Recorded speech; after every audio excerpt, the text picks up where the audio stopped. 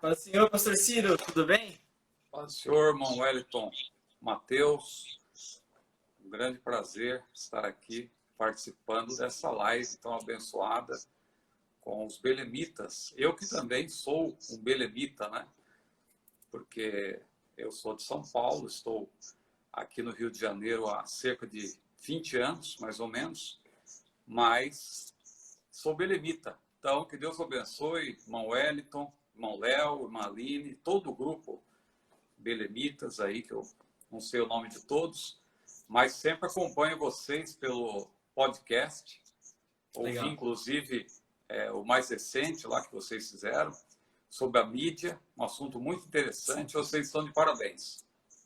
Maravilha. É um prazer para mim poder dividir a tela aqui com vocês. Graças a Deus, pastor Ciro. O prazer é todo nosso de tê-lo aqui. Eu quero expressar, a gratidão e a alegria do Belemitas em ter a oportunidade de nós estarmos juntos e ter esse prazer de compartilhar com o Senhor, de saber que o Senhor também tem acompanhado aqui o nosso trabalho. Eu acredito que o perfil do Senhor dispensa apresentações, afinal, toda pessoa que gosta de bons livros, com certeza gosta de livros da CPAD.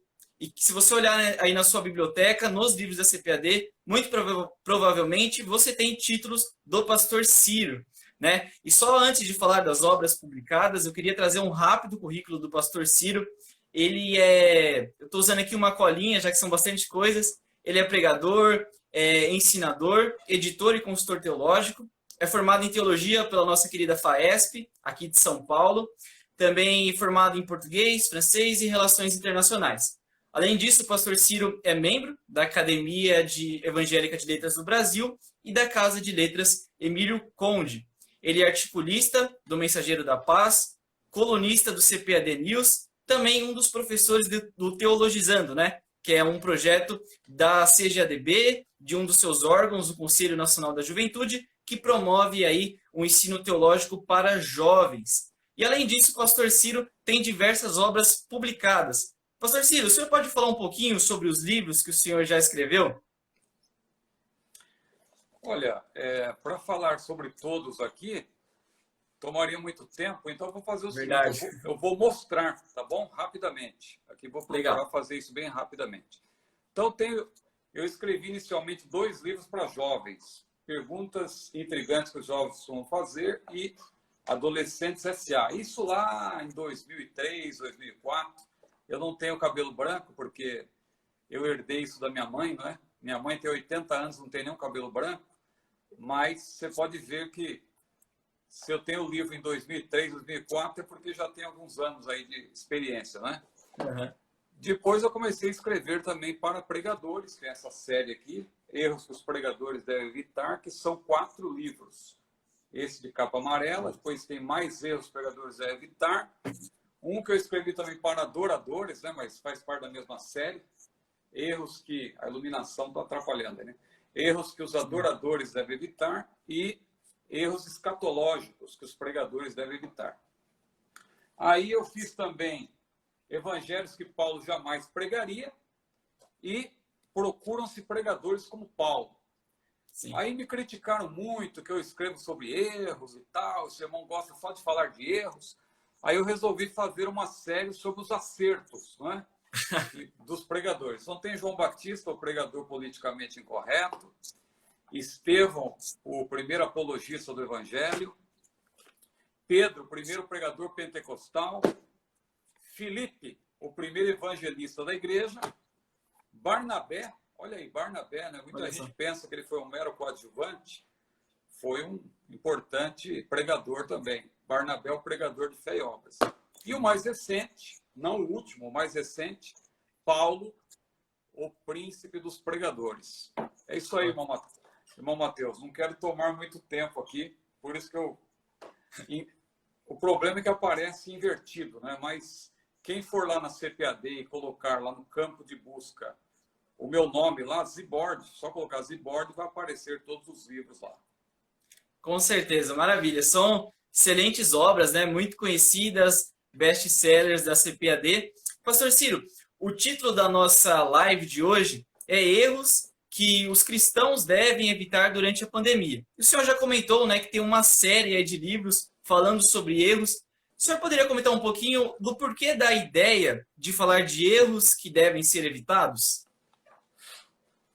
Para a live, não. Não, a ideia foi de vocês, né? Mas vocês tomaram emprestado, claro, o título dessa série, Erros que os Pregadores Devem Evitar. Eu acho que, apesar de muita gente não gostar de falar de erros, eu gosto um pouco de falar. Eu gosto de falar de erros porque, na verdade, quando a gente fala de erros, não é que a gente tem prazer de falar de erros. É que quando a gente fala do lado negativo, nós queremos valorizar ainda mais o lado positivo. Então, esse título, Erros que os Cristãos Devem Evitar durante a Pandemia, é uma oportunidade para a gente poder falar do que é certo, não é? Claro que o título, a priori, pode parecer que vai ser alguém pode até pensar, vai ser um negócio pesado, crítica. Não, nada disso. A gente vai abordar até com bom humor, com leveza, mas falando daquilo que deve ser evitado durante esse momento que estamos vivendo aí, pandemia, isolamento social, essas dificuldades. Mas a palavra de Deus, claro, ela tem o conselho, a orientação certa para nós nesse momento. Excelente, muito bom. Então vamos começar tratando aqui sobre as interpretações sobre o momento que nós estamos vivendo. Eu acho que é de concordância de todos que a gente está vivendo em um momento muito único, né? É um momento muito complexo, que ninguém esperava que iria acontecer. E o assunto da pandemia, assim como outros assuntos no Brasil, às vezes acaba caindo em uma polarização muito grande de ideias. Algumas pessoas até se apoiam em ideias que não têm nenhum tipo de base científica, e isso justamente quando a gente atrela ao isolamento social. E nós sabemos, né, um fato, o isolamento social é a melhor forma de nós barrarmos o avanço da pandemia. Então, pastor Ciro, como que nós podemos conscientizar e aconselhar aqueles cristãos que não estão seguindo o isolamento? Olha, já que é uma live voltada para cristãos, erros que os cristãos devem evitar durante a pandemia, eu vou aqui fazer uma abordagem sobre aquilo que Jesus, o nosso Senhor, nos ensinou. Sabe, Mateus, que eu te chamo de Mateus, Wellington, como que é? Mateus. Mateus, né? Mateus, perfeito. Então, Mateus, Mateus e toda a audiência, e graças a Deus temos um bom número aqui já conosco, meu prezado jovem Mateus e todos que nos ouvem. Nós somos cristãos, não é? E é interessante que a gente valoriza muito, claro, o nascimento de Jesus, a morte de Jesus, a ressurreição de Jesus. Claro, a nossa fé para a salvação está nesse tripé, não é? Jesus nasceu para revelar a glória do Pai, Jesus morreu por nossos pecados, Jesus ressuscitou para a nossa justificação. Os credos e também as declarações de fé, todas enfocam o nascimento, a morte e a ressurreição de Jesus. Mas nós não podemos nos esquecer da vida de Jesus, porque Jesus viveu, Jesus andou na terra, Jesus nos deixou um grande exemplo. Ele não apenas nasceu, morreu e ressuscitou, ele viveu. E na sua vida aqui na terra, ele deu exemplo de uma vida santa, de como servir a Deus, e também deixou para nós muitas orientações, muitos conselhos que são válidos para várias circunstâncias, várias situações da nossa vida. E agora estamos vivendo esse momento de isolamento, de pandemia.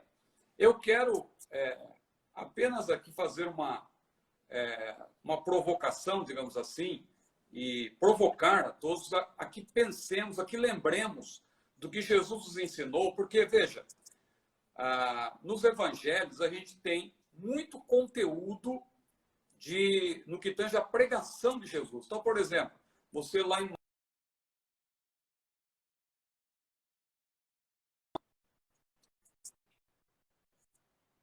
em Lucas, porque Jesus, ele, por incrível que pareça, Jesus repetia mensagens. Hoje muita gente diz, não, eu não repito mensagem. Mas quando você olha para a vida de Jesus, você vê que ele pregou no monte, mas depois ele pregou também na planície e repetiu algumas coisas. Não é o mesmo sermão. Você pode comparar que você vai ver que o sermão do monte não é o mesmo sermão da planície que está lá em Lucas. Então você veja, você tem o sermão do monte, você tem o sermão profético de Jesus, que se der tempo vamos também abordar alguma coisa. Você tem as parábolas de Jesus, você tem o último sermão de Jesus, que está lá em João, capítulo 14 a 16, e com a oração do sumo sacerdotal do capítulo 17, ou seja, também pode ser incluída aí como parte do sermão. E ali, em tudo isso que eu mencionei, você encontra várias orientações de Jesus que servem para o que nós estamos vivendo hoje. Deixa eu só citar, é praticamente um esboço, não dá nem tempo de comentar. Se eu estiver falando demais, você pode me interromper, viu? Imagina, pode. Posso continuar? Sim, com certeza. Então, veja bem, está aí na proposta da nossa live apresentar orientações, conselhos para aqueles irmãos que estão resistindo aí a colaborar com esse isolamento e também, claro, outros conselhos de maneira geral para essa situação que estamos vivendo. Falando aqui então do conteúdo do que Jesus deixou para nós nos seus sermões, aqui pensando no Sermão da Montanha, por exemplo, que está lá em Mateus 5 a 7, primeiro Jesus nos apresenta bem-aventuranças. Então nós temos que nos lembrar que apesar de tudo isso que estamos vivendo, nós somos bem-aventurados. Talvez haja pessoas que estão nos ouvindo que até perderam um ente querido, estão aí passando dificuldades, estão chorando, mas lembre-se que Jesus também disse, bem-aventurados os que choram, porque eles serão consolados. Então você como cristão, lembre-se disso, você é bem-aventurado. Outra coisa que Jesus disse, nós somos sal e luz. Vós sois o sal da terra e a luz do mundo. O sal, claro, nos tempos bíblicos não havia freezer, não havia geladeira. O sal servia para conservar alimentos, além, claro, de servir para temperar alimentos. A igreja é o sal. Você, como sal, tem que salgar. Você tem que dar o exemplo. Você é luz. Então, você como luz, você como sal, não pode de maneira nenhuma dar um mau exemplo. Jesus disse, vós sois a luz do mundo, não se pode esconder uma cidade edificada sobre um monte, nem se acende uma candeia e se coloca debaixo do alqueire. Antes é colocado no velador, para que dê luz a todos que estão na casa. Assim resplandeça a vossa luz diante dos homens, para que vejam as vossas boas obras e glorifique a vosso Pai que está nos céus. Então, nós temos que dar o exemplo como cristãos. Outro ponto importante, Jesus disse que nós devemos ajudar o próximo. Ainda nesse sermão, ajudar o próximo. E é interessante que ao falar dessa ajuda ao próximo, ele diz que a nossa mão direita não deve saber o que faz a nossa mão esquerda ou vice-versa. Ou seja, você não ajuda ninguém para aparecer. Nós vivemos numa época em que as pessoas estão ajudando os outros, mas para fazer selfie e tal, para ficar bem na foto. Veja como Jesus, ele já falou até de algo aí que se aplica aos nossos dias. Jesus falou da oração e jejum, ainda em Mateus 6. Jesus falou da ansiedade. Ele disse que nós não devemos andar cuidadosos, nem inquietos, mas devemos olhar as aves dos céus, devemos olhar os lírios do campo. Veja que isso para muita gente hoje em dia é algo até que não tem noção, como alguém diria. Mas Jesus disse, olhe para as aves dos céus, olhe para os lírios do campo. Deus cuida de todos eles. Será que Deus não cuida de nós também? Outra coisa, Jesus falou sobre os falsos profetas. O irmão falou aí de interpretações. Hoje em dia são tantas e tantas, como diria aquele cantor, né? São tantas e tantas interpretações. Você tem aí os teóricos da conspiração, você tem os astrólogos, você tem aí os adeptos da escatologia do terror, apresentando tanta coisa, mas Jesus foi claro ao dizer que nós temos que ter cuidado também com os falsos profetas. Depois, aqui para concluir,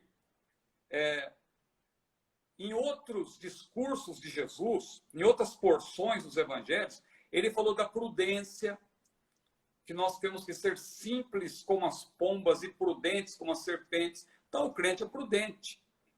Veja, se essa pandemia está atingindo o mundo todo, está fazendo o mundo todo parar, a Itália, aquelas imagens terríveis que vieram de lá, problema na China, os Estados Unidos, o mundo todo aí sofrendo com essa pandemia. O crente vai ser imprudente numa hora dessa e dizer, não, isso aí é tal, eu tenho fé. Cuidado com isso. Jesus disse, sede simples como as pombas e prudentes como as serpentes.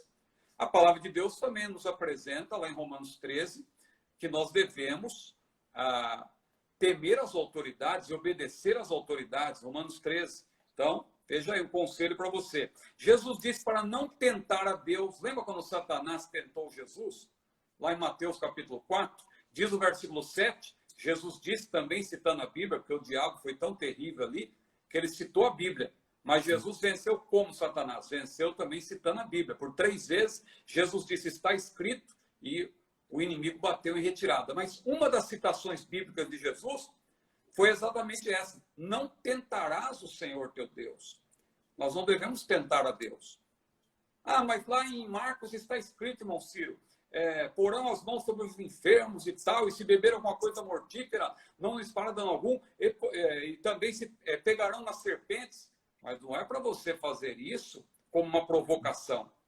Se caso isso acontecer e você precisar, ou alguém tentar te envenenar, Deus pode te guardar. Ou como aconteceu com Paulo lá na ilha de Malta, quando uma víbora, diz a Bíblia, o mordeu, o picou, pensava que ele ia morrer, mas o que ele fez? Ele sacudiu lá, disse a víbora no fogo, e graças a Deus não aconteceu nada com ele, Deus o guardou. Mas você não vê na Bíblia Paulo tentando a Deus. E finalmente, irmão Mateus, porque você percebeu aí que eu falo muito, né?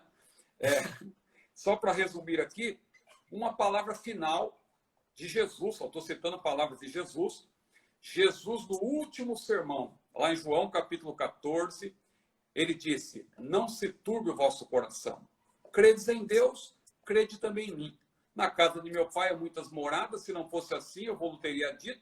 E continuando, ele disse, vou preparar-vos lugar. E se eu for e vos preparar lugar, ou quando for, não é? Porque ali Jesus não estava pondo em dúvida, foi um raciocínio lógico, não é? É como uma pessoa que diz, olha, se eu vou ao supermercado é porque eu vou fazer compra. Então, se eu for e vos preparar lugar, virei outra vez e vos levarei para mim mesmo, para que onde eu estiver, sejais vós também. Então, veja, haja o que houver, aconteça o que acontecer. Você pode até estar sofrendo, pode ter até contraído esse mal, pode ter perdido algum ente querido, mas não perca a sua fé, não desanime, você é bem-aventurado. Jesus disse, bem-aventurados os que sofrem, bem-aventurados os que choram, e um dia todos nós vamos estar juntos na presença do Senhor. Jesus disse, virei outra vez e vos levarei. Nada pode nos separar do amor de Deus, nem a morte, nem a vida, nem os anjos, nem os principados, nem as potestades, nem o presente, nem o porvir, nem a altura, nem a profundidade, nem nenhuma outra criatura nos poderá, diz a Bíblia, separar do amor de Deus que está em Cristo Jesus, o nosso Senhor. Bom, Mateus, peço desculpas aí se eu falei demais, hein? Imagina, pastor Ciro, graças a Deus, amém, por todos esses conselhos, esses ensinamentos. Incrível que olhando para a palavra, a gente realmente tem aí um modo completo de vida, de como viver corretamente, olhando para o exemplo e para os ensinamentos de Jesus, também como a palavra nos traz todo esse consolo e essa certeza de vida eterna. Glória a Deus.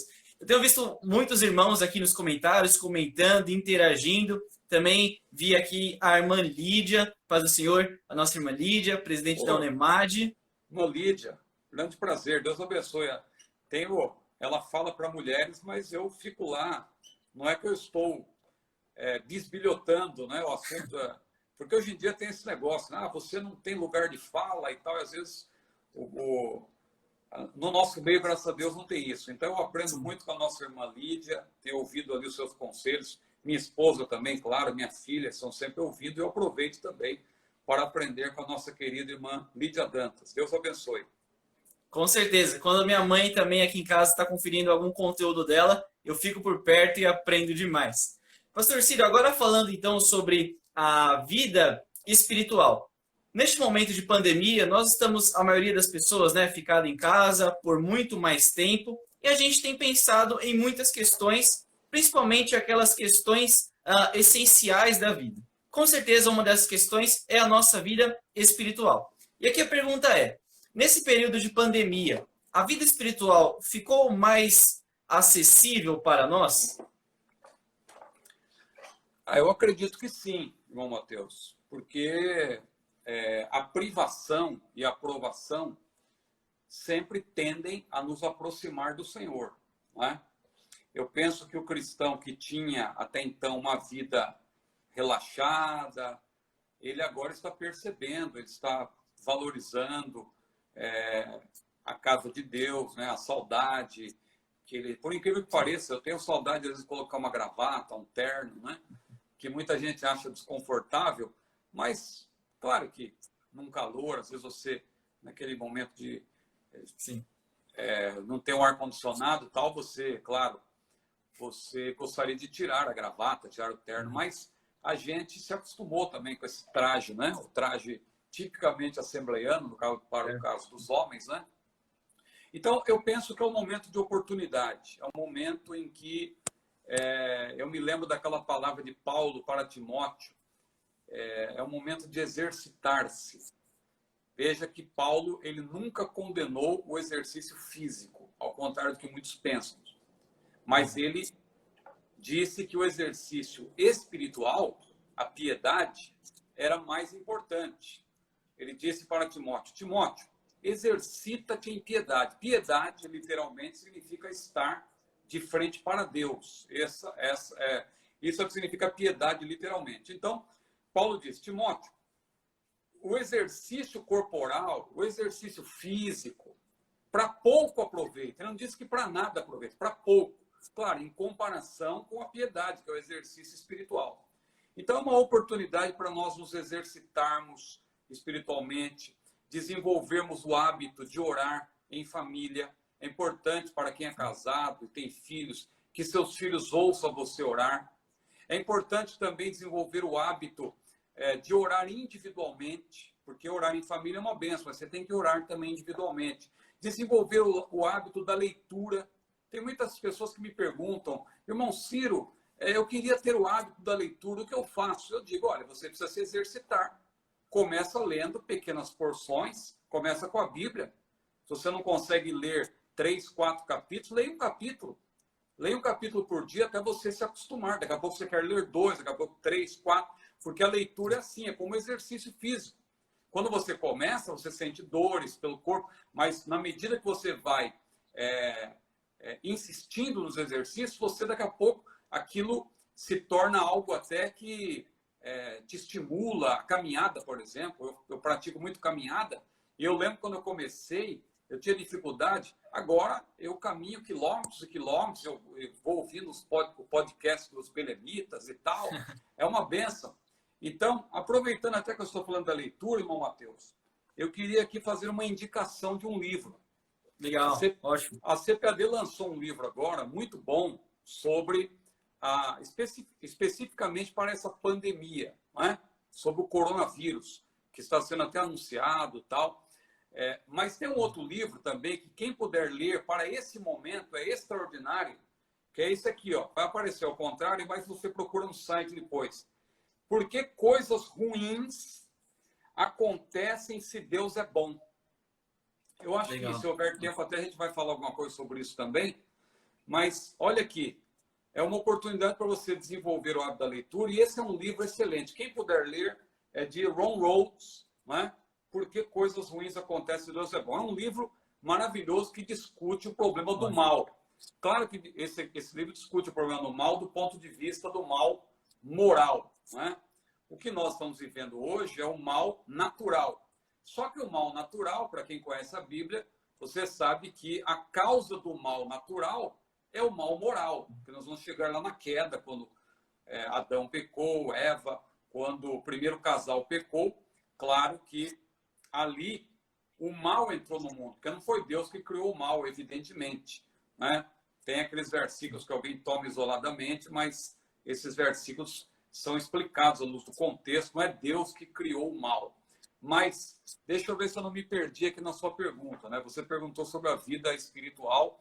Então, é um momento, é uma oportunidade para nós termos, já que estamos em casa, com a família, então eu, graças a Deus, nesse período, em certo sentido, tem sido uma bênção para mim. Claro que eu sinto saudades de caminhar livremente, sinto saudade de viajar, de abraçar os irmãos, mas, por outro lado, eu estou aproveitando para ler bastante. Essas lives aí também eu me preparo para elas e oro e busco a Deus. Então, tudo isso tem sido importante para mim.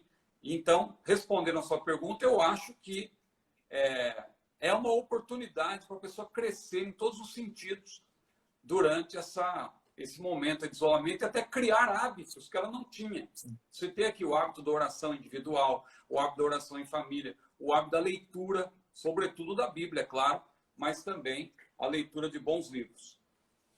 Perfeito. Tenho certeza que se a gente toma, então, essas dicas e torna tudo isso um hábito, a gente vai ser muito abençoado nesse período e vai sair, então, muito melhor, né? Muito mais preparado para viver. E a indicação do livro eu ainda não tenho. Muito obrigado, pastor. Eu vou comprar. Eu vi que o pessoal aqui está comentando. Excelente algumas livro. Pessoas... Olha só para despertar mais ainda o interesse, deixa eu ler para você aqui, ó, rapidamente aqui, ó, o sumário. Olha que interessante. Olha as perguntas que esse livro responde. São capítulos. Olha aqui. O mal prova que Deus não existe? O mal prova que Deus não é bom? O mal prova que Deus é finito? Por que Deus não elimina o mal imediatamente? O problema do livre-arbítrio. Satanás e o sofrimento. A disciplina divina e o sofrimento. Deus pode extrair o bem do mal? A escola do sofrimento. Quando Deus diz não.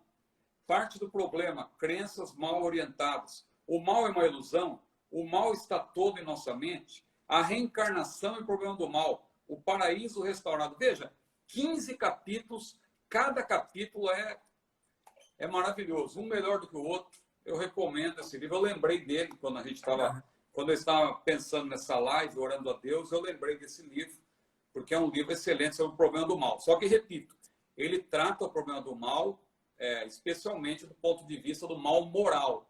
O que nós estamos vivendo, claro, principalmente é um mal natural, não é? Aí, se bem que há algumas controvérsias aí, né, e tal, aquela questão do vírus chinês, né, e tal, aquela polêmica, mas uma pandemia a gente trata sempre como dentro da esfera de um mal natural, né? Maravilha, com certeza, uma ótima indicação aí, eu vou comprar, e o pessoal também que está comentando bastante também. Eu vi que a Laine comentou que já leu e também confirmou aí que é um ótimo livro. Excelente. Pastor Círio, seguindo aí, então, nessa mesma linha, mais ou menos, da que a gente viu nesse livro, dos capítulos, com certeza algo que o senhor já foi muito perguntado, principalmente em debates mais apologéticos ou em outras situações, qual é a relação do controle e da soberania de Deus e esses momentos difíceis de caos que a gente está vivendo. Então, como que a gente pode lidar com perguntas, com as dúvidas que surgem em relação a isso, né? Ao controle e à soberania de Deus e a momentos de caos. Isso aí passa por essa questão que eu já adiantei sobre o problema do mal, né? Sim. O problema do mal é um dos debates mais difíceis no campo teológico, no campo filosófico, não é? E não é de hoje. Por exemplo, quando aconteceu aquele grande terremoto lá no século XVIII, em Lisboa, muitas pessoas morreram. Os filósofos, Immanuel Kant, na época, e tantos outros, debatendo, né? Eles já debatiam, né? Onde estava Deus, etc. Então, isso aí gera um grande desafio para nós, que somos cristãos. Os jovens que estão na universidade são questionados sobre isso, mas a Bíblia tem a resposta. Para quem crê que a Bíblia é a palavra de Deus, não há problema a pessoa partindo desse pressuposto de que a Bíblia é a palavra de Deus e que, claro, sendo a palavra de Deus, ela não tem erros, ela é inerrante, ela é infalível.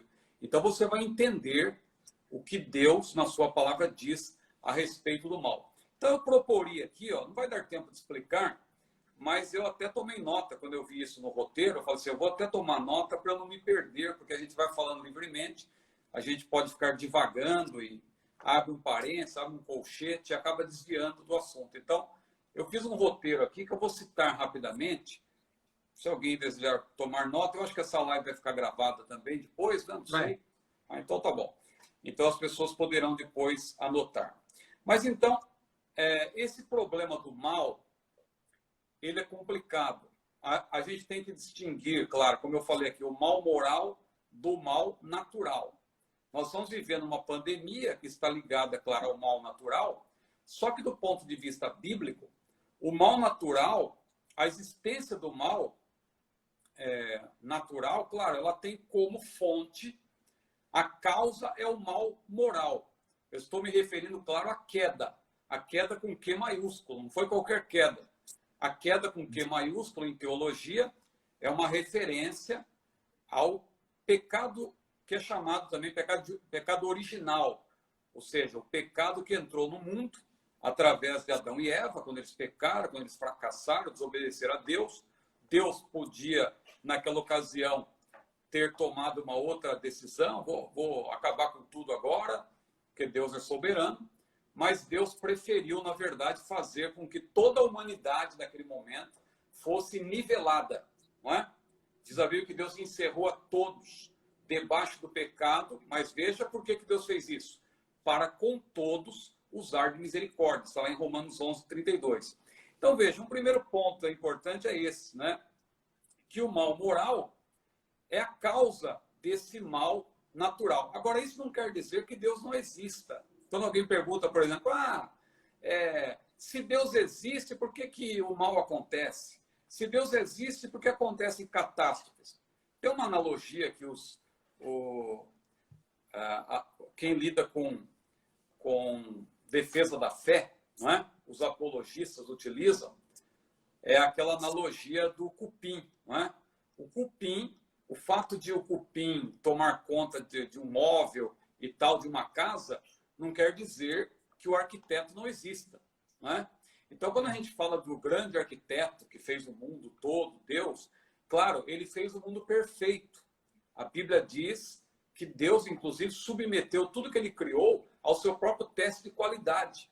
Na medida que Deus ia criando, formando e fazendo todas as coisas, diz lá em Gênesis que Deus olhava e dizia, e diz a Bíblia, viu Deus que tudo era muito bom. Agora, se tudo era muito bom, por que hoje acontece isso? É por causa da queda.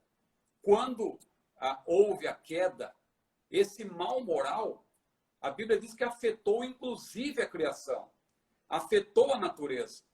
Uma outra comparação que a gente pode fazer é, por exemplo, você tem um documento original. Se você pegar esse documento original e tirar uma cópia dele, a cópia já não vai ser igual ao original. Se você pega essa cópia e tira uma cópia da cópia, a outra cópia, a cópia da cópia já vai ser inferior. E assim você vai tirando cópias.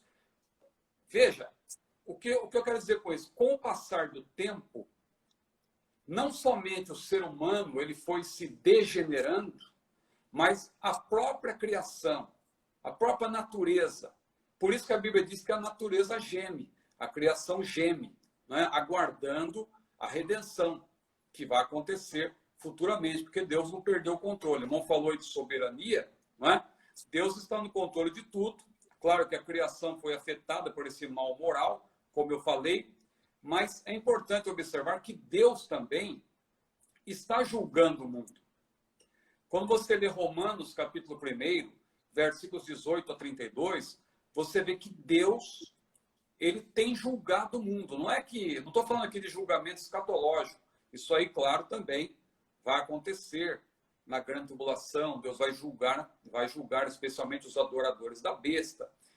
Mas Deus tem julgado o mundo de maneira geral, não é? E isso aí está lá em Romanos. Agora, é importante dizer também o seguinte, quando a gente vê pessoas inocentes sofrendo, alguém diz, aquela família, aquela criança, o que tem a ver com isso? Por que Deus não interveio? Veja, nós temos que ter cuidado com isso, porque, a priori, não há inocentes diante de Deus. Todos pecaram e destituídos estão da glória de Deus. Deus nivelou a todos debaixo do pecado. O ser humano, ele já nasce pecador. Ele não é pecador porque peca, ele peca porque é pecador. É como uma macieira, não é o fato dela dar maçã que a torna uma macieira. Ela já é macieira, então ela dá maçã. Então até aquela criancinha que você olha para ela e diz, olha, é um inocente e tal. Claro, não tem a consciência do pecado, mas já nasceu com o germe do pecado. Agora, claro que Deus vai saber julgar, Deus é o justo juiz. Uma criancinha que partiu para a eternidade sem nunca ter ouvido falar do Evangelho, ou nunca teve até sequer a oportunidade de ter as suas faculdades mentais desenvolvidas para poder entender a mensagem do Evangelho, é claro que Deus saberá tratar dessa questão, porque Ele é o justo juiz. Então Deus está julgando o mundo, não há inocentes, Deus é soberano. Eu poderia ler aqui uma infinidade de versículos, eu vou só citar, porque o tempo não permite aqui uma... Acho que o irmão quer falar alguma coisa de escatologia ainda, tá? Tem que sobrar um tempo. Mas Isaías, capítulo 40, versículos 15 e 16, Provérbios 16, Jó 42, versículo 2, 1 Timóteo 6 e 15, Salmo 50, versículo 1, Isaías 46 e 10. São várias as referências que mostram que Deus está no controle de tudo. E mais, Deus tem um propósito em tudo que faz. Uma vez Jesus curou um cego de nascença e os discípulos perguntaram, Senhor, quem pecou? Porque a gente sempre quer atrelar causa e efeito a tudo. Não, esse mal veio porque está acontecendo isso, porque lá na China e os Estados Unidos... Claro, a gente quer ver causa e efeito em tudo. Mas nós não podemos nos precipitar nesses julgamentos, nessas avaliações, porque Deus está no controle de tudo e Deus sabe o que faz. Agora, Jesus certa vez curou um cego e os discípulos perguntaram, Senhor, quem pecou? Foi esse cego ou foram os seus pais? Lá em João capítulo 9. Jesus disse, olha, nem ele, claro que Jesus não estava falando do pecado original, que eu acabei de explicar. No que tange ao pecado original, todos pecaram, instituídos são da glória de Deus. Por um homem entrou o pecado no mundo e pelo pecado da morte, por isso que todos são pecadores. Agora, Jesus se referiu ali ao pecado atual, o pecado que se comete hoje. Não é? Então perguntaram, Senhor, quem pecou? Foi ele ou foram seus pais? Jesus disse, nem ele e nem os seus pais. Mas isso está nele para que o nome de Deus seja glorificado. Está nele para a glória do Senhor. Então há coisas que Deus faz que nós não entendemos, mas Ele sabe. Deus tem um propósito em tudo. Né? Para a igreja, veja, tem havido um despertamento, como nós já temos até comentado. Outrora, muitos criticavam a internet. A internet, não sei o quê. Hoje nós estamos vendo que Deus tem seus propósitos. A internet está sendo uma bênção para nós. Né? Verdade. Imagina o que seria de nós se não tivéssemos a internet. Então, outra coisa importante que alguém às vezes pode questionar, o cristão não está livre do sofrimento. Nós também passamos por sofrimento. Lembre-se de Jó, lembre-se de Paulo, lembre-se de João Batista, que foi degolado. Não é? A Bíblia diz que as aflições desse tempo presente não são para se comparar com a glória que em nós há de ser revelado. Nós passamos por provação. Só que tem uma coisa. Desculpa que eu estou... Agora está melhor, né? Eu estava meio torto aqui. Veja, a Bíblia diz, inclusive, um assunto importante que a gente deve lembrar aqui nesse momento, é que Deus, Ele pode nos livrar da luta, mas Deus também nos livra muitas vezes na luta. O Salmo 46 diz isso. Deus é nosso refúgio e fortaleza, socorro bem presente na angústia.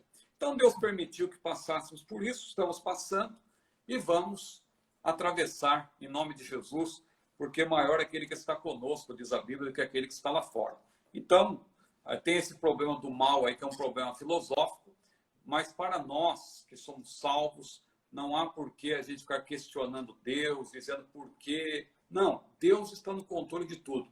Há coisas que agora não entendemos. Uma vez Jesus lavou os pés ali dos seus discípulos, né? E Pedro não queria. Falou, não, senhor, de maneira nenhuma lavar os meus pés. E Jesus falou, Pedro, se eu não lavar os teus pés, não tem parte comigo, não tens parte comigo. Aí Pedro, muito afoito, falou, então, senhor, lava os pés, lava as mãos, lava a cabeça. Ou seja, como que dizendo, pode lavar o corpo todo se o senhor quiser. Aí Jesus falou, não, Pedro, o que eu faço agora não entendes, mas depois entenderás. Então há coisas que nós não entendemos agora, mas um dia nós vamos entender, nem que seja na eternidade, mas Deus sabe o que faz. Então não é momento de questionar a Deus, é momento de glorificar a Deus. A Bíblia diz em tudo dai graça, aproveitar as oportunidades, porque isso, João 13, versículo 7. Os irmãos estão atentos aí. Mas é isso aí, irmão Mateus. Vamos adiante que as horas passam depressa, né? Como diz aquele hino da harpa cristã. É verdade. O papo tá tão bom aqui, o tempo passa que a gente nem vê, mas graças a Deus por essas explicações aí nesse tempo curto, com certeza uma explicação que não é fácil, mas foi muito elucidativa aqui, a gente conseguiu compreender bem esse tema. Alguns irmãos perguntaram se a live vai ficar gravada. Vai ficar gravada, depois dá para voltar aqui, tomar notas, com certeza um tema aí, uma explicação que vai ajudar muita gente a passar por esse período. Agora, pastor Círio, eu acho que dúvidas de muitas pessoas que estão assistindo a live é a parte escatológica. Com certeza, nesses últimos dias, talvez o livro mais lido da Bíblia vem sendo Apocalipse, vem sendo ali Daniel, as pessoas estão buscando entender. Será que tudo isso que está passando é sinal da volta de Cristo ou ainda é cedo para afirmar algo? Jesus, no primeiro século, está lá em Mateus 24 e 25, Marcos 13 e Lucas 21, no primeiro século, Jesus disse, né, que surgiriam falsos profetas que enganariam muitos, terremotos, fomes, pestilências. E Jesus disse, isso tudo é princípio de dores. Jesus previu isso lá na primeira metade ainda do primeiro século. Só que desde então, essas coisas vêm acontecendo. Veja que no ano 70, Jerusalém foi destruída. Ali, o templo foi destruído, Jesus tinha previsto também, não ficará pedra sobre pedra que não seja derrubada e tal. Terremotos foram acontecendo. Se você fizer uma pesquisa sobre os terremotos, você vai ver que em 19 séculos, em cada século foram acontecendo mais terremotos. No século I teve um número X de terremotos, no século II teve mais, no século III mais. Só que quando chega no século XX, todo o número de terremotos, toda a quantidade de terremotos que tinha acontecido em 19 séculos, no século XX aconteceram mais. E quando a gente entra no século XXI, aí tivemos tsunami lá na Ásia, quase 300 mil pessoas morreram, tsunami no Japão, tsunami no Haiti. Vocês sabem que tsunami, claro, ele é originado por um terremoto lá no fundo do mar, as placas se deslocam, as placas tectônicas. Então, veja, terremotos. Se você pensar em guerras, as guerras mais sangrentas aconteceram no século XX, a Primeira Guerra Mundial, a Segunda Guerra Mundial e tal, o Holocausto, coisas terríveis. Então, veja que tudo que Jesus falou que aconteceria tem acontecido desde o primeiro século. Então, alguém dirá, que sinal, que tipo de sinal é esse que sempre aconteceu? Você tem que prestar atenção não no evento em si. Você tem que prestar atenção na intensificação desses sinais. Se você observar a intensificação desses sinais, você vai ver que hoje nós não podemos ser dogmáticos, é claro, para dizer que estamos no princípio de dores, mas, pelo que tudo indica, nós estamos nesse período. O princípio de dores que Jesus mencionou lá em Mateus 24, especialmente nos versículos 4 a 8, o termo ali, princípio de dores, alude a dores de parto. Odi, no grego, é dores de parto. Paulo menciona também na primeira sessão de 105, versículo 3, ele fala das dores de parto. Isso é muito comum na literatura apocalíptica. Literatura apocalíptica, claro, não é só o livro de Apocalipse. O irmão citou aí o livro de Daniel e porções dos livros dos profetas. E também o que eu citei, que o sermão profético de Jesus, Mateus 24 e 25, é parte também da literatura apocalíptica. Então veja que na literatura apocalíptica, essa ilustração das dores de parto é comum. Porque as dores de parto, na verdade, elas indicam o quê? Que na medida em que o momento do parto vai se aproximando, as dores vão aumentando, vão vindo aquelas ondas de dor mais intensas. Então, o que acontece? Hoje, nós já estamos vivendo aí dores, como eu citei aqui, a questão das guerras do século XX, as guerras mais sangrentas aconteceram no século XX, agora no século XXI, no que tange a terremotos. Agora veja também essa questão das pandemias, tem acontecido com frequência. Tivemos há pouco tempo aquela H1N1 lá e tal, a SARS, agora o novo coronavírus e tal. Então veja, Jesus falou de pandemias também. Agora, não vamos pensar que já estamos na grande tribulação. Aí também não. Porque o princípio de dores, na verdade, é o período que se refere a quê?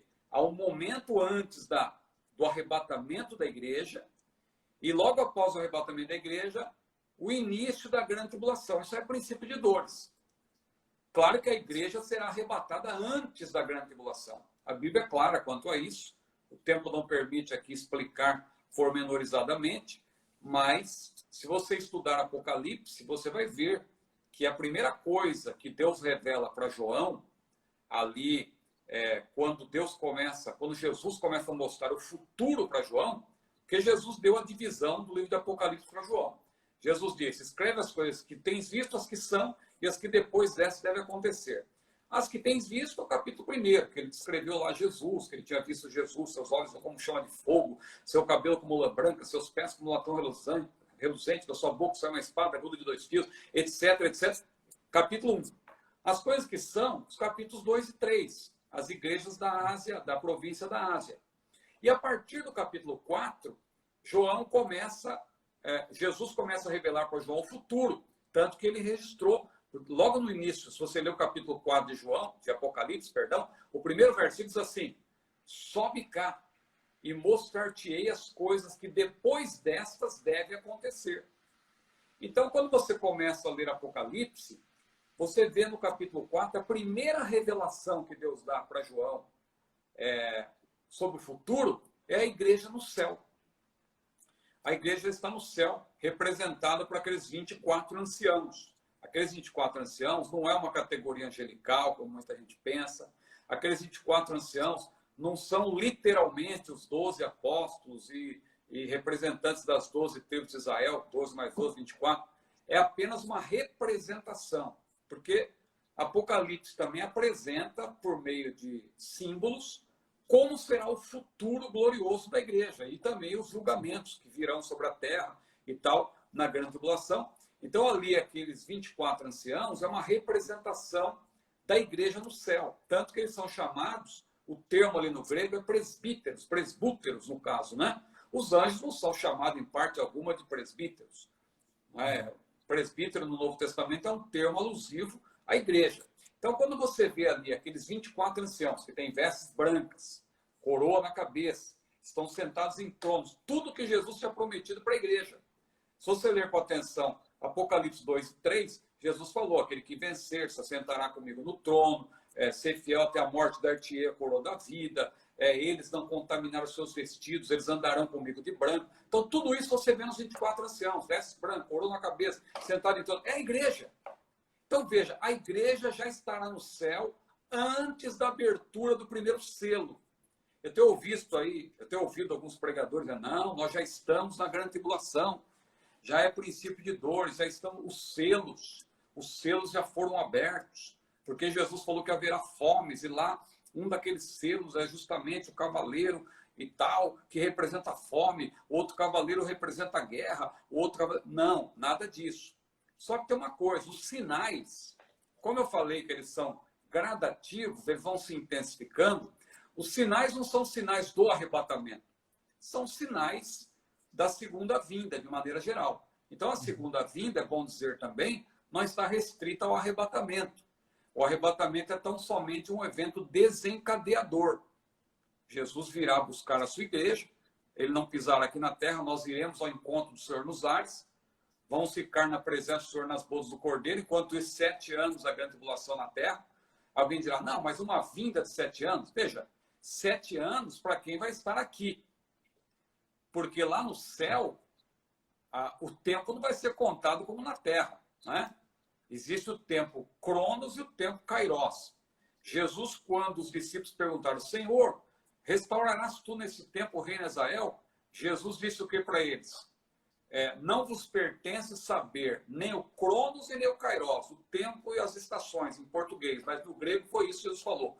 Nem o Cronos nem o Kairos, ou seja, nem o tempo cronológico aqui da Terra, porque a gente não sabe um segundo à frente do nosso nariz, não adianta. Já não sabe o que vai acontecer daqui um minuto, daqui um dia, daqui um mês, tudo está nas mãos do Senhor.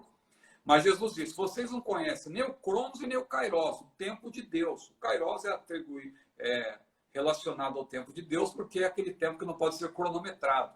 Quem conhece mitologia grega um pouquinho sabe que Kairos era aquele camarada que corria e ninguém conseguia alcançá-lo de tão rápido que ele corria. Não dava para contabilizar ali o tempo, digamos assim. O tempo Kairos está atrelado mais um tempo quantitativo do que um tempo, qualitativo do que quantitativo. Quantitativo é o cronológico. Então, veja, quando se diz que Jesus virá até as nuvens, a igreja irá ao encontro do Senhor, será galardoada e ingressará no céu para participar das bodas do Cordeiro, enquanto isso 7 anos de tribulação na terra, alguém dirá, não, mas uma vinda vai durar 7 anos. Ora, a primeira durou mais de 30, ninguém fala nada. A segunda vai durar cerca de 7 anos. Só que 7 anos para quem estiver na terra, na grande tribulação. A igreja estará numa outra dimensão. O astronauta, quando está lá no espaço, a percepção de tempo dele também é diferente de quem está na Terra. Só uma comparação. Quando nós estivermos no céu, com os nossos corpos glorificados, já na presença de Deus, nas bodas do Cordeiro, a nossa percepção também será outra. É 7 anos para quem está aqui na Terra. Para nós, claro, vai equivaler a 7 anos em relação ao tempo cronológico, mas é outra dimensão. E veja aí que eu estou falando aqui, e um assunto vai puxando o outro, mas desculpa aí, irmão Matheus, as horas já estão me mandando parar, não é? Pois é, pastor Ciro, o tempo passou muito rápido aqui, eu acho que a gente só tem mais 2 minutinhos, mas que aula maravilhosa, que momento aqui de reflexão, muitas explicações, eu tenho certeza que a gente vai sair dessa live aqui com muitas dúvidas respondidas, pensando muito mais. Mas só então acho que eu fiquei divagando um pouco aqui, que é um assunto que vai puxando o outro, mas só para responder objetivamente a pergunta, isso que nós estamos vivendo hoje pode ser que já sejam princípios e dores, por tudo que eu mencionei, a intensificação dos sinais, mas não é para ninguém ficar apavorado também, porque Jesus vai nos tirar da terra antes que comece aquele período da intensificação das dores, né? Que vai ser na grande tribulação. Começa com os selos, os sinais são progressivos. Os selos vão se abrindo, quando chega no 7º selo, 7 trombetas são tocadas, quando a 7ª trombeta é tocada, taças da ira de Deus, mas isso aí é sobre os adoradores da besta, não é sobre nós, que a igreja já terá sido arrebatada. Glória ao nome do Senhor. Amém. Agora, continuando também, falando um pouco dessa visão escatológica, e aqui nos nossos dias atuais, esse dia saiu uma pesquisa muito interessante da CNN, não sei se o pessoal conferiu, mas eles fizeram uma pesquisa sobre qual é o lugar que as pessoas iriam na primeira semana que acabasse ali a pandemia. E o lugar que ganhou foi justamente a igreja. As pessoas estão com muita saudade da igreja. Só que durante esse período de pandemia, né, os cultos, escola dominical e tudo mais, sendo feito de forma online, a igreja então está passando aí por um momento diferente, está com uma dinâmica diferente. Como que a gente pode interpretar qual é o papel da igreja neste período da história, pastor Ciro? O papel da igreja. Bom, eu vou retomar aquilo que eu citei lá da resposta que Jesus deu aos seus discípulos. Jesus, momentos antes de ser assunto aos céus, ele ressuscitou, ele ficou cerca de 40 dias com os seus discípulos, dando instruções da Bíblia sobre o reino de Deus. Aí lá em Atos, capítulo 1, versículos 6 a 11, nós temos a descrição, além de Lucas 24 tal, e outras passagens do Evangelho, temos a descrição da ascensão de Jesus. Muito bem. Momentos antes de Jesus ser assunto aos céus, diz lá em Atos 1, versículo 6, que os discípulos, que eram israelitas, claro, eles tinham preocupações com respeito à restauração de Israel. Israel estava debaixo de Roma, não é? Sob o Império Romano. Então Israel queria, claro, os israelitas, todo israelita queria saber da restauração de Israel. E Jesus tinha falado que era para eles ficarem em Jerusalém até que do alto eles fossem revestidos de poder. Ficar em Jerusalém até que do alto sejam revestidos de poder, porque João batizou com água para arrependimento, mas vós sereis batizados com o Espírito Santo, não muito depois desses dias. E os discípulos perguntaram, Senhor, vai ser nesse tempo que tu vais restaurar o reino a Israel? E aí eles usaram o termo cronos, como eu falei, né?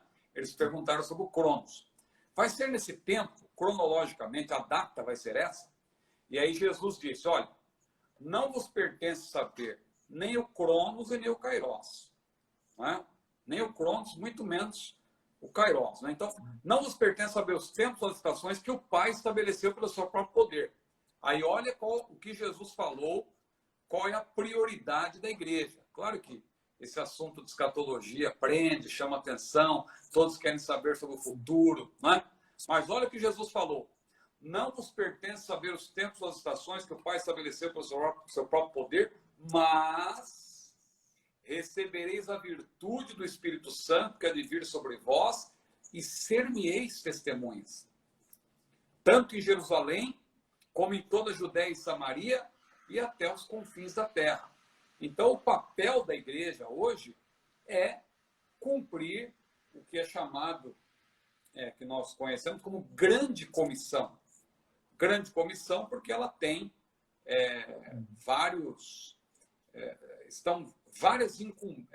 a igreja tem várias responsabilidades, várias tarefas que estão embutidas nesse termo, grande comissão. Além da própria evangelização, claro, né? Jesus falou, e de pregar o evangelho a toda criatura, é a pregação do evangelho, mas além disso, o ensino. Jesus, lá em Mateus 28, 19, 20, disse, ide, ensinai todas as nações, ou literalmente, fazei discípulos de todos os povos, batizando-os em nome do Pai, do Filho e do Espírito Santo, ensinando-as. Aí vem de novo um segundo verbo, ensinar, parece redundância, mas no grego são termos diferentes. O primeiro, ensinar, é fazer discípulos. O segundo, ensinar, é doutrinar. Né? Doutrinar, claro, envolve metodologia. É o que nós fazemos na escola bíblica dominical, no curso teológico. É doutrinar continuamente. Então, hoje nós não estamos podendo nos reunir, estamos na internet, mas graças a Deus por essa ferramenta, porque estamos podendo ter escola dominical, online, a ceia do Senhor também com limitação, mas estamos participando, cultos online, lives como essa, que temos oportunidade de falar também sobre as coisas de Deus. Então, a igreja, o seu papel é esse, é cumprir a grande comissão. A grande comissão que é multifacetada, evangelização, ensino. Claro que podemos desdobrar mais ainda a questão de assistência social também. Claro que essa não é a principal prioridade da igreja, mas a igreja, claro, ao evangelizar, ao ensinar, ao atender a sociedade também, né? Levando a palavra, sendo um modelo para a sociedade, como luz do mundo, como sal da terra, a igreja também, na medida do possível, ajuda famílias e dá também assistência social às famílias. Esse é o papel da igreja. Perfeito. Então agora, com mais calma, conseguimos finalizar que a pauta de hoje sobre os erros que os cristãos devem evitar. Eu vi um pessoal aqui comentando, destacando algumas frases, pessoal com saudade da igreja. Também vi alguns irmãos que entraram, o pastor Spurgeon. Também vi o nosso pastor José Wellington Júnior, presidente da CGDB. Oh, mas que honra! Meu Deus! Deus abençoe, pastor Wellington Júnior. Grandes saudades aí de ouvir o irmão pessoalmente, de poder abraçá-lo. Tive o privilégio de estar com o pastor Wellington Júnior esse ano em Vitória, aliás, em Vila Velha, né? Ali legal, participando, ouvindo ali a palavra também. E Deus abençoe, pastor. Muito grato aí pela saudação. Deus abençoe, irmão, irmã Lídia, toda a família. Um grande prazer poder atender também a minha igreja em São Paulo, né? Porque eu sou um belemita. Eu tenho o prazer de dizer que eu sou um belemita. Estou aqui no Rio de Janeiro já há quase 20 anos, né? Morando aqui, mas ainda me sinto, claro, um belemita. Deus abençoe. Maravilha. E nós aqui, né, do Grupo Belemitas, mais uma vez, agradecemos muito ao senhor por este tempo. Sei que a agenda de lives, né, tá bem movimentada. A Sumara entrou aí também. Amanhã eu vou ter vou ter a honra de dividir a tela com a irmã Sumara também.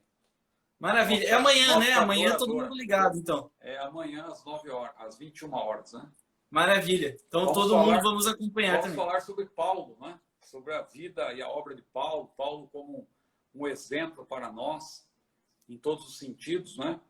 Então, claro, ela também a irmã Sumara certamente vai louvar a Deus e tal, e vai ser uma bênção.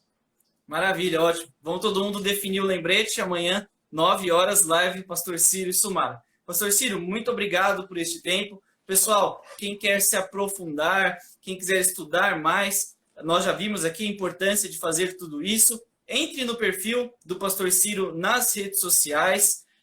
Tem muitos vídeos, muitos textos, um conteúdo muito completo, conteúdo como essa aula que nós tivemos aqui hoje, super edificante, super fácil de entender. Você também pode acompanhar, né, na CPAD News, no blog do Pastor Ciro e com certeza acompanhando e comprando os livros que vão abençoar muito a sua vida. Pastor Ciro, eu queria convidar o senhor agora a então deixar suas palavras finais para todo mundo que nos acompanhou, que entrou nessa segunda live, também fazer uma oração final juntamente conosco. Bom, quero agradecer pelo privilégio, né, de poder participar, de poder dividir a tela com os belemitas, especialmente com você, irmão Wellington Mateus. Acompanho o seu trabalho, estou sempre ouvindo lá o podcast, eu gosto muito de ouvir vocês falando. Legal. Aprendo muito com vocês e é um grande... E também os hinos, né? O grupo de louvor é muito... pena que eu gosto de compartilhar livros e tal com música, mas eu estive vendo lá que vocês ainda têm poucas músicas É verdade. Disponível para utilizar no Insta, mas tem 2 lá que eu já tenho usado também. Deus abençoe. Maravilha. Um grande prazer, viu, estar aqui com vocês. E vamos então agradecer a Deus por esse momento. O Senhor Jesus disse: onde estiverem 2 ou 3 reunidos em meu nome, né? Estou eu no meio deles. Antes disso, ele disse: se 2 de vós concordarem na terra acerca de qualquer coisa que pedirem, isso lhe será feito por meu Pai que está nos céus. Então, nós vamos, nesse momento, agradecer a Deus e pedir que Deus abençoe a todos aqueles, uma boa audiência aqui. Agradecemos mais uma vez nosso querido pastor José Wellington Costa Júnior, que entrou aqui para participar. Nossa irmã Lídia Dantas, pastor Wellington Júnior está aí, ó, nos saudando. Deus abençoe, pastor Wellington Júnior. Um grande prazer poder aqui interagir com o irmão. Vamos, então, agradecer a Deus. Nosso Deus e nosso Pai, te louvamos, Senhor, pelo privilégio de estar aqui na tua presença nesta noite, participando dessa live aqui com os belemitas. Ó, Senhor, abençoa grandemente nosso querido irmão Wellington Mateus, também o Léo, a Aline, Senhor, todos os integrantes do Belemita, que eu não sei o nome de todos, mas tu sabes, tu és, Senhor, onisciente, onipotente, onipresente.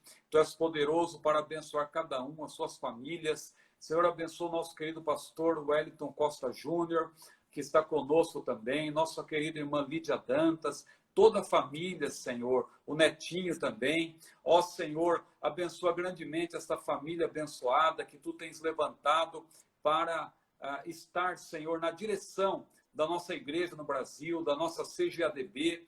Ó, Senhor, abençoa grandemente a igreja no Brasil. Estamos passando por esse momento de isolamento social, mas tu tens estado conosco, tu nos tens dado, Senhor, direção. Ó Pai, tu tens nos mostrado o caminho, nos orientado para que nós, Senhor, vençamos toda e qualquer dificuldade. Senhor, a nossa vida está nas tuas mãos, o nosso futuro está nas tuas mãos. A tua palavra diz que nós não devemos estar inquietos com coisa alguma, devemos olhar para as aves dos céus, olhar para os lírios do campo, porque, Senhor, nem Salomão em toda a sua glória se vestiu como um deles. E tu és poderoso para cuidar da nossa vida, tu és poderoso, Senhor, para não deixar faltar nada. Ó meu Deus e meu Pai, abrir portas onde não há portas. Abençoa também o nosso pastor José Wellington, Senhor, o nosso pastor presidente de São Paulo também. Ó Senhor, sê com ele, abençoa o teu servo, dá-lhe graça, dá-lhe força. Ó meu Deus, abençoa a sua saúde para que ele continue sendo esse exemplo para todos nós, Senhor. Deus de toda a glória, abençoa toda a nossa juventude que tem participado também dessa live. Ó meu Pai, nós te louvamos, nós te agradecemos, em nome de Jesus. Este nome que é maravilhoso, Conselheiro, Deus forte, Pai da eternidade, Príncipe da paz. Este nome que é sobre todo nome. Nós te glorificamos em nome de Jesus. Amém. Glória a Deus. Amém. Amém. Maravilha. Pessoal, muito obrigado a todos. Mais uma vez, Pastor Ciro, muito obrigado. Continue acompanhando a gente aqui no Instagram, @Grupo Belemitas. Acompanhe também o Pastor Ciro nas redes sociais dele. Acompanhem o nosso blog, belemitas.com/blog. Também o nosso podcast é Belemitas Podcast. Fiquem ligados, também fiquem seguros. Fiquem com Deus, até a próxima. Um abraço, Pastor Ciro. Um abraço a todos. A gente vai encerrando por aqui. Amém. Glória a Deus. Deus abençoe. Amém. Tchau, tchau.